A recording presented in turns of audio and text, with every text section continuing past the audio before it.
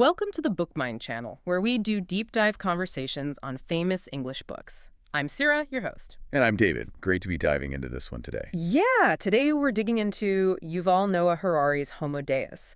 Specifically, the ideas he presents about where humanity is heading. That's right. Our mission really is to unpack this massive shift Harari sees in humanity's goals, moving away from just surviving. Towards actively upgrading ourselves. Exactly. And how that whole project, driven by technology, might actually undermine the foundations of our liberal society. Things like free will, individualism. Big stuff. Okay, so the big hook, the central idea Harari puts forward, is that we've sort of won against the old enemies, like famine, plague, and war. Well, won might be strong, but we've definitely contained them to an unprecedented degree. He argues they're no longer uncontrollable forces of nature. Now they're more like failures in management. If they happen on a large scale, it's usually because a human system failed. And that changes everything, doesn't it? If survival isn't the only game in town anymore, what do we aim for? What's the next big project for humanity in the 21st century? That's the core question. And how will technology not just help us achieve new goals, but maybe even change what human means? Okay, let's start with that idea of success. You mentioned famine, plague, war. Harari uses some pretty startling statistics to back this up, right? He does, and they really reframe our modern world. For instance, globally, far more people now die from problems related to overeating, obesity, diabetes, than from starvation. Wow, so the problem flipped from scarcity to, well, excess. Precisely. And think about disease. For millennia, infectious diseases, plagues, epidemics were the big killers. Yeah. Now, it's diseases of old age, heart disease, cancer, Alzheimer's. We live long enough to get them. We shifted from fighting quick infections to managing slow decay, essentially. Right, and maybe the most sobering statistic he uses. The one about suicide? That's the one. More people worldwide die from suicide each year than from the combined total of war, crime, and terrorism. That just stalks you in your tracks.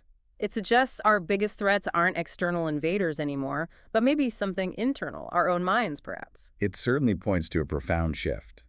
We've become so good at mastering the external world that the internal landscape, our own happiness and meaning, becomes the new frontier or the new battleground. So because we're not just scrambling for survival anymore, Harari says humanity has unconsciously adopted a new agenda for this century, 3 big goals. That's his argument.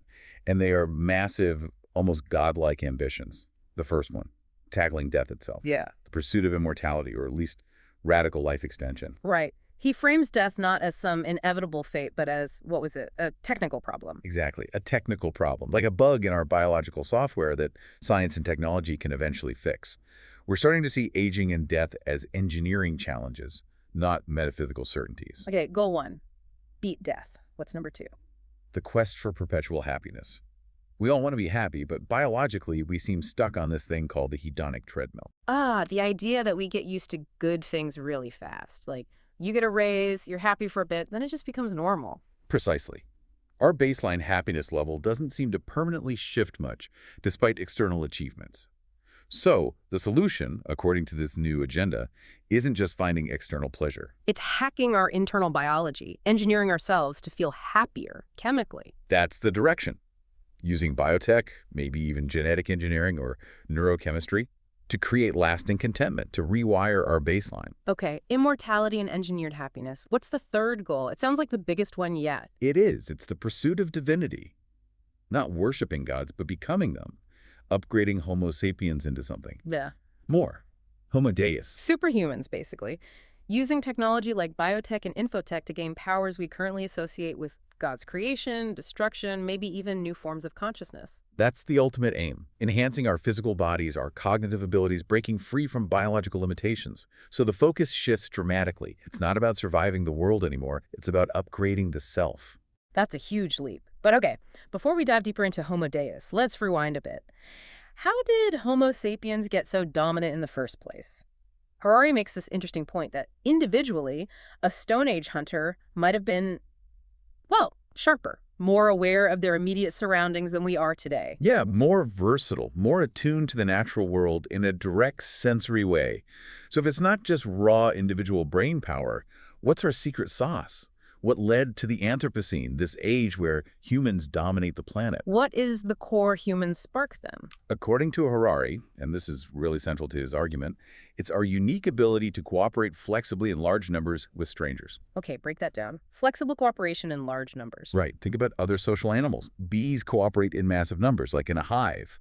But their cooperation is rigid. It's instinctual. They can't just decide tomorrow to reorganize their society based on a new idea. Okay, so bees are numerous but rigid. What about chimps? Chimps cooperate flexibly. They can strategize, adapt, work together in small groups, usually with individuals they know personally. But they can't coordinate thousands or millions of strangers. Only humans do that. Building cities, running global economies, fighting world wars, all involving cooperation between people who've never met. Exactly. And that ability is the key to our planetary dominance. So how do we manage it? How do millions of strangers trust each other enough to build, say, a global financial system? Through shared fictions. That's Harari's term. He calls it intersubjective reality. These are things that don't have a physical existence like atoms or trees, but they exist purely in our collective imagination, in the stories we tell and believe. Give me some examples. What kind of fictions? The most obvious one is money. A dollar bill is just paper, right? Yeah. Digital currency is just data. It has no inherent value. But because billions of us believe it has value, it powers the entire global economy. Okay, money makes sense as a shared fiction. What else?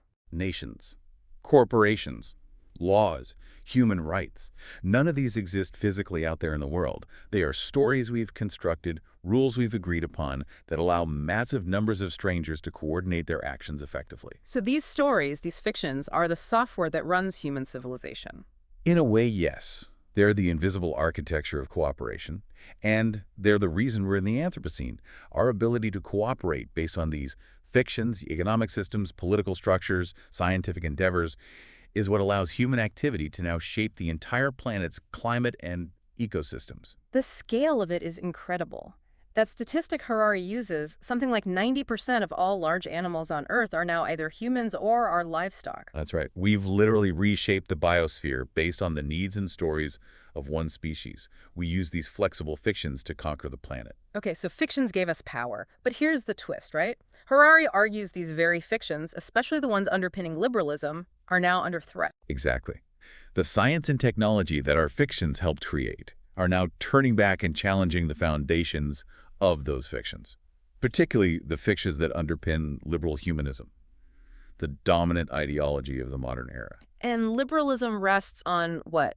Two main assumptions that science is questioning. Correct. Assumption number one, free will. The whole idea of democracy, free markets, human rights, it's built on the belief that individual humans have consciousness and can make autonomous choices. Your feelings, your decisions matter. They are the ultimate source of authority. That sounds fundamental. How is science challenging that? Well, neuroscience and biology increasingly suggest that our choices aren't born from some mysterious free will. They're the product of biochemical processes in the brain, genes, hormones, neural pathways firing according to deterministic laws or maybe some random quantum effects, but not freedom in the way we usually think of it. So my feeling of choosing what to have for lunch, that's just biochemistry playing out. That's the implication. And it gets weirder. Brain scanning experiments often show researchers can detect the brain activity corresponding to a decision seconds before the person consciously feels like they've made the choice. Wait, the brain decides before I'm aware of deciding? That's what some studies suggest. Yeah. The conscious feeling of "I decided" might just be a story the brain tells itself after the fact to make sense of the action that was already initiated biochemically. So my sense of being the author of my thoughts and actions might just be an illusion. A useful narrative. Potentially, yes. And if free will is an illusion, what happens to political systems based on voter choice or economic systems based on consumer choice? The whole foundation starts to look shaky. Okay, that's challenge number one. Free will under attack. What's the second big challenge? The idea of the indivisible individual. We tend to think of ourselves as a single unified self, me. But research suggests this unified self might also be a kind of fiction. How so? Think about split brain patients, where the connection between the brain hemispheres is cut. Sometimes the two halves seem to have different intentions, different awareness. It suggests there isn't one single commander in the brain. And there's also that work by Daniel Kahneman, the two selves. Right, the experiencing self and the narrating self. The experiencing self lives in the present moment, feeling pain, pleasure, boredom, second by second. It's just raw experience. But the narrating self. The narrating self is like our internal storyteller.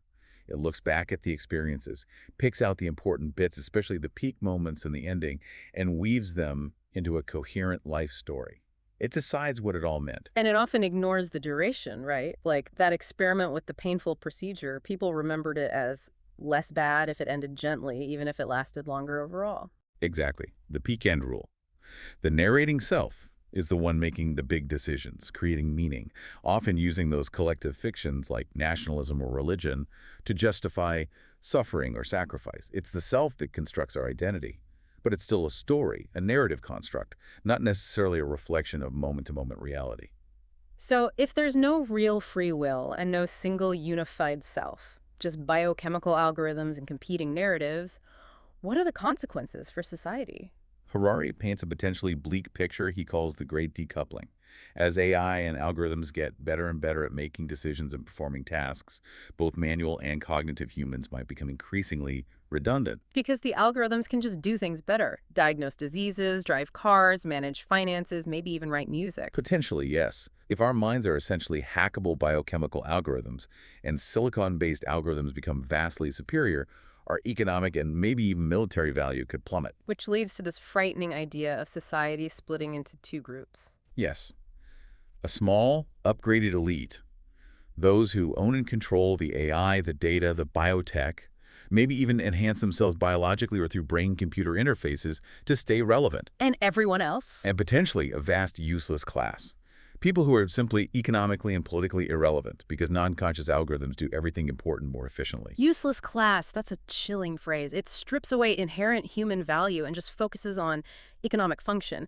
How would society even hold together if that happens? What provides meaning or direction then? Well, if humanism, the belief in the value of human experience and free will, collapses under the weight of scientific evidence and technological progress, Harari suggests a new ideology, a new religion almost, is already emerging to fill the void. Which is? Dataism. Dataism. Okay, what is that? Dataism views the entire universe as a flow of data. Everything, stars, ecosystems, animals, humans, societies, AI, are just different kinds of data processing systems. So life itself is just data processing.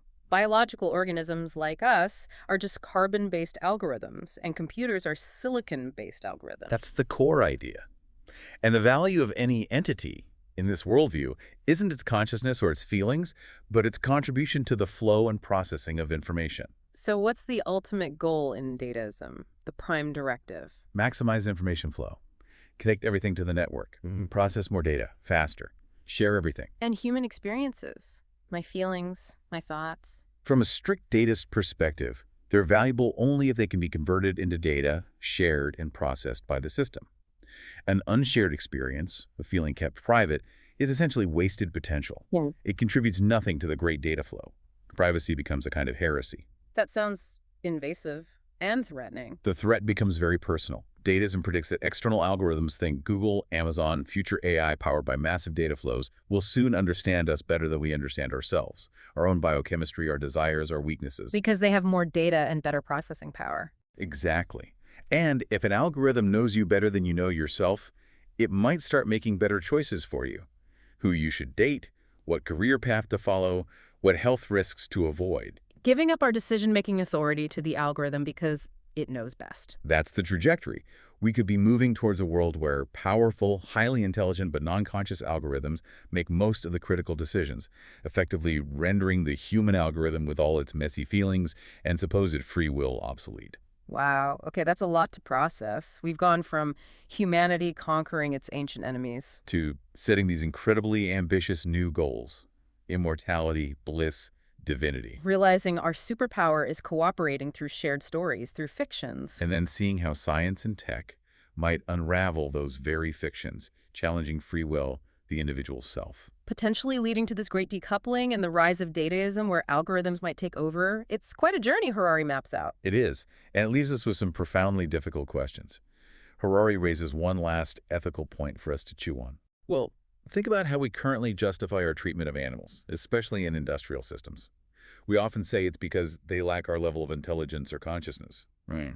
We see ourselves as superior. Okay, so Harari asks, if in the future we create super intelligent but non-conscious AI algorithms far smarter than us in every practical way, should we grant them more value and authority than ourselves based on their superior processing power? Oof, that's uncomfortable. And if the answer is no, if we insist our consciousness still makes us special despite being outperformed, then how do we justify our current hierarchy, where we place ourselves above less intelligent but possibly conscious beings like pigs or cows? It forces you to confront the consistency of your own values. A really challenging thought to end on. Definitely food for thought. Thank you so much for walking us through these complex ideas from Homo Deus. This was a fascinating deep dive. My pleasure. It's crucial stuff to think about. Absolutely. Well, that's all the time we have for today on the BookMind channel. If you found this conversation valuable, please do like, share, and subscribe. It helps others find the channel. And we really want to hear from you. Harari argues that our power comes from flexible cooperation based on shared fictions, things like money, nations, human rights. If technology and AI continue to erode our belief in free will, as Harari suggests they might, which of these great fictions do you think will be the first to crumble? Money, nations, or human rights? Interesting question. Let us know your thoughts. Comment down your answer below. Thanks for listening.